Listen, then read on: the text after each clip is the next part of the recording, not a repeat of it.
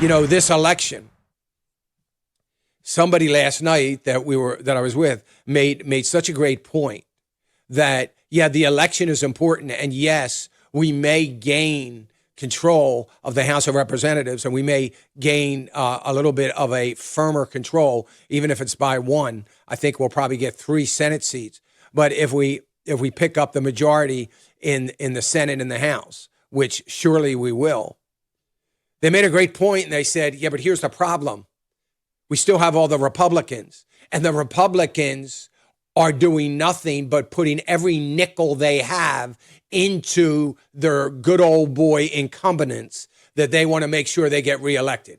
So nothing is going to change. It's not as if we are going to gain all that and have a Republican Party that somehow managed to pick up along the way some backbone, some fight, some willingness to stand firm on America regardless of what is happening, that is willing to speak up against their colleagues in their own party, that are willing to do what's right for the American people regardless of how it might impact them in any way, shape, or form. We don't have anybody that is willing to engage in battle. I mean, engage in battle. And the Republicans are never going to do it, because what I said many years ago to a Republican senator on air that is no longer in the Senate, I said, here's the problem with the party. This was before President Trump ran, and that the reason I believe he won the first time was for this reason. But this was before that. And I said, here's the problem with the Republican Party, which, by the way, is the same problem today. They are so consumed with winning the war that they won't have any battles, because they believe that losing a battle is too difficult for them or their party to bear.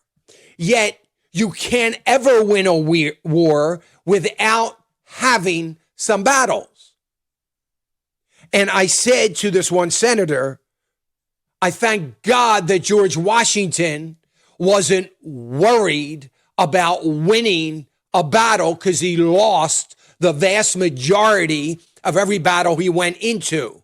But had he not had the battles, we would have never won the war, because the most hopeless battle of all, that he was absolutely certain that he was going to lose, was the one on that very, very, very cold Christmas night when he crossed the Delaware River, and fortunately, by the grace of God, found a lot of British soldiers and others that were drunk and hungover and totally shocked, and won the battle that changed the course of history. But the battles, every one that he lost, he lived to wake up another day to fight another battle. And when he lost that one, he lived again to wake up and fight another battle, and on, and never looked back. Looked at the battle that was at hand. We don't have great men like that any more than we have great statesmen, any more than we have great diplomats. We don't have great men like that are willing to fight for the American people. They don't represent us, and we need to understand that. Yes, we have a republic. We have a republic. We don't have a democracy. We have a republic whereby we elect, or wait a minute, let me put it a different way, whereby we hire men and women to represent what we want. They represent us, so that you and I don't have to spend every week going to the voting booth once or twice to see what the majority says. We don't have to do that, because the founding fathers came out with a brilliant system of a republic so that we could have representatives that absolutely refuse to represent us.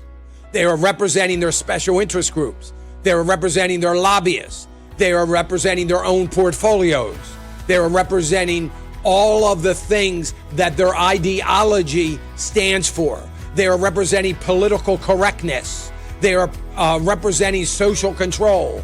They are representing more power, more greed, but they're not representing us. Hey, remember to click the subscribe button right here on the screen, and don't forget to hit the notification bell so you'll be notified when new content is added. And more importantly than anything, you don't want to miss all 3 live hours of Financial Issues every day from 9 to noon. And you can watch it on FISM.tv. That's FISM.tv.